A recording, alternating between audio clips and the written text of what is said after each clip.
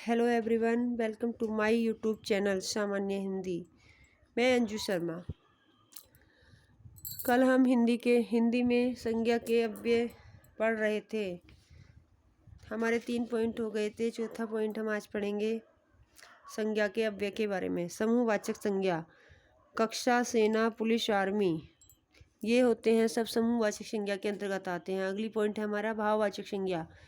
लालिमा, पुरुषत्व, बचपन, नारीत्व, जिस शब्द के अंत में प्रत्यय लगा हो उसमें भाववाचक संज्ञा होती है। संज्ञाओं के विशिष्ट प्रयोग, व्यक्तिवाचक संज्ञा का जातिवाचक संज्ञा के रूप में प्रयोग। कभी कभी व्यक्तिवाचक संज्ञा का प्रयोग जातिवाचक संज्ञा के रूप में होता है, जैसे आज के युग में भी हरिश्चंद्रों की कमी नहीं। यहाँ हरिश्चंद्र किसी व्यक्ति का नाम न होकर सत्यनिष्ठ व्यक्तियों की जाति का बोध कराता है।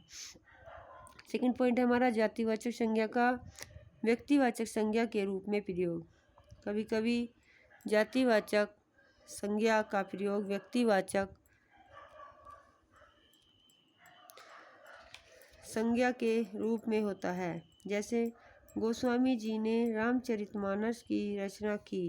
यहाँ गोस्वामी किसी जाति का नाम न होकर व्यक्ति का बोध कराता है। अगला है हमारा द्रव्यवाचक संज्ञा। द्रव्यवाचक, समूहवाचक एवं भाववाचक संज्ञाओं का प्रयोग जातिवाचक संज्ञा के रूप में। द्रव्यवाचक, समूहवाचक एवं भाववाचक संज्ञाओं का प्रयोग बहुवचन के रूप में होता है। बहुवचन में प्रयोग होने पर वे जातिवाचक बन जाती हैं।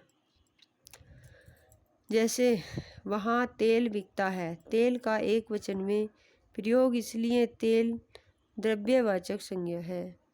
वहाँ कई प्रकार के तेल बिकते हैं।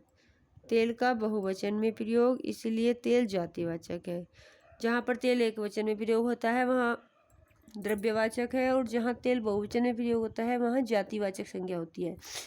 सेना युद्ध के लिए तैयार है। सेना का एक वचन में प्रयोग इसलिए सेना समूहवाचक संज्ञा है। अगला पॉइंट है हमारा विशेषण का प्रयोग संज्ञा के रूप में। जिस विशेषण के साथ उसका विशेष्य नहीं लगा होता है उसका प्रयोग संज्ञा के रूप में होता है। जैसे वह बहुत गरीब है। वह विशेष्य, गरीब विशेषण। वे जाने माने विद्वान हैं।